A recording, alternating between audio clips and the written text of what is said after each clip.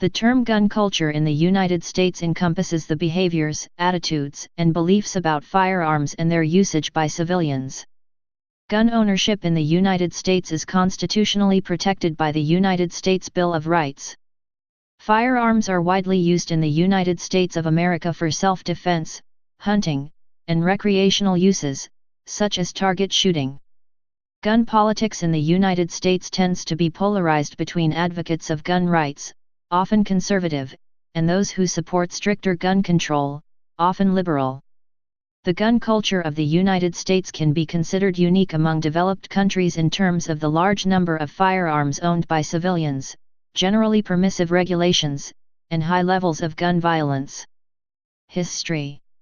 American attitudes on gun ownership date back to the American Revolutionary War, and find an origin also in the hunting/sporting ethos, and the militia/frontier ethos that draw from the country's early history.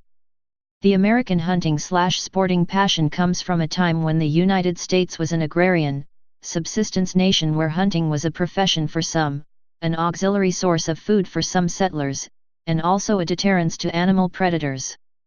A connection between shooting skills and survival among rural American men was in many cases a necessity and a rite of passage for those entering manhood.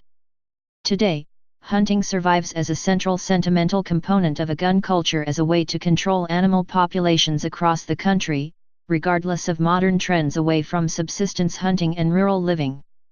The militia/frontiersman spirit derives from an early American dependence on arms to protect themselves from foreign armies and hostile Native Americans.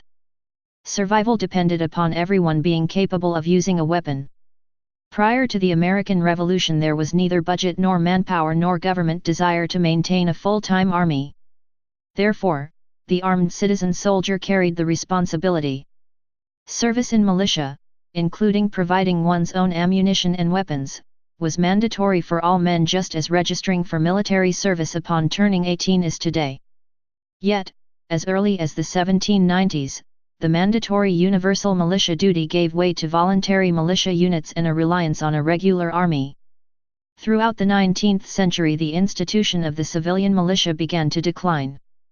Closely related to the militia tradition was the frontier tradition, with the need for a means of self-protection closely associated with the 19th century westward expansion and the American frontier.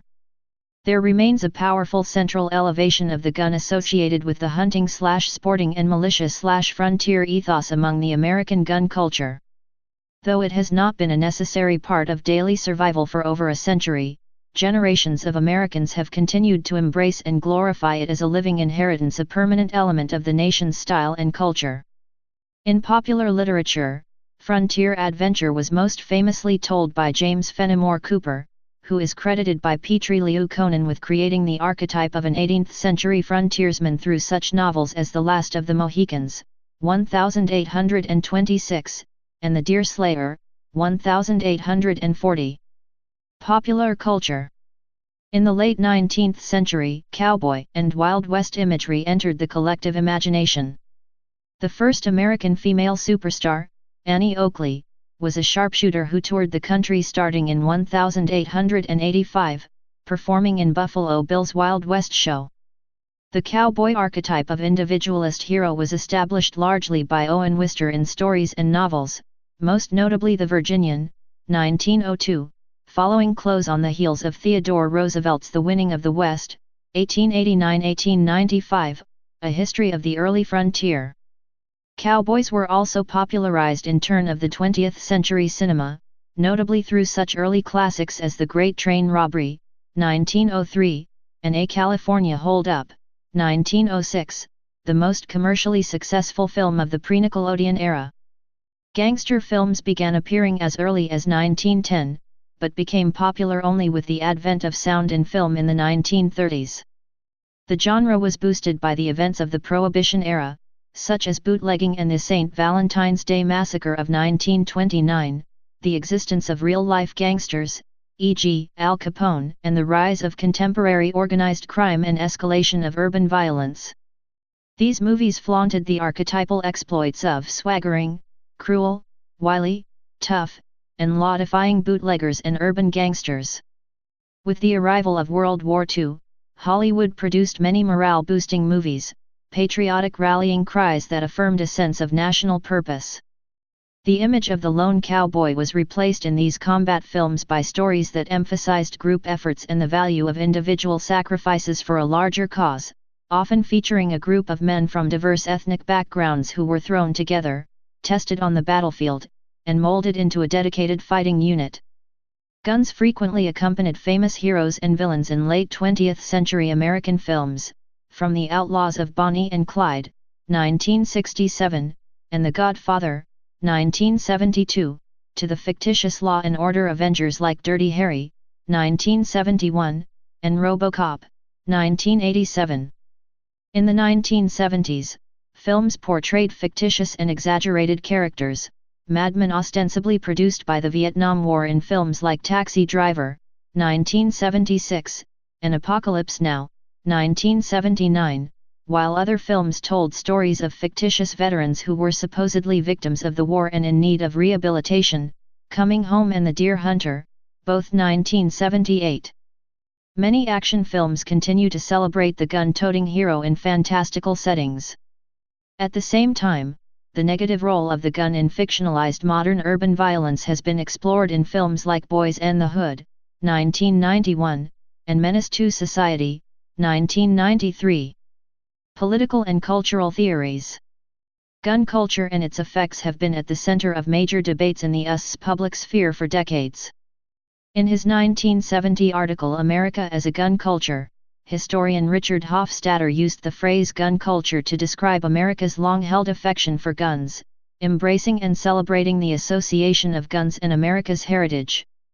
He also noted that the U.S. is the only industrial nation in which the possession of rifles, shotguns, and handguns is lawfully prevalent among large numbers of its population.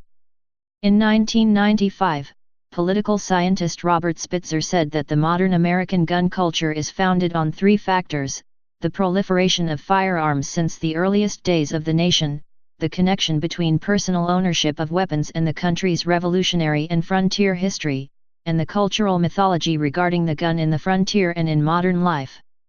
More recently, in 2008, the U.S. Supreme Court affirmed that considerable freedom for individuals to possess firearms is guaranteed by the Second Amendment. Terms applied to opponents.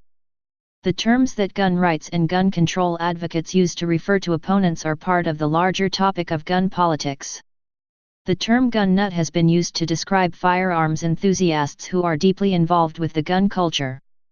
It is regarded as a pejorative stereotype cast upon gun owners by anti-gun advocates as a means of implying that they are fanatical, exhibit abnormal behavior, or are a threat to the safety of others. The term has additionally been used at times by some law enforcement agencies to describe a profile to categorize criminal suspects. Some gun owners embrace the term affectionately. Hoplophobia is a political term used to describe an irrational aversion to firearms, as opposed to justified apprehension about those who may wield them. Foreign perspective. The U.S. attitude to guns generally perplexes those in other developed countries, who cannot understand the unusual permissiveness of American gun laws, and why the American public does not push for harsher gun control measures in the face of mass shootings.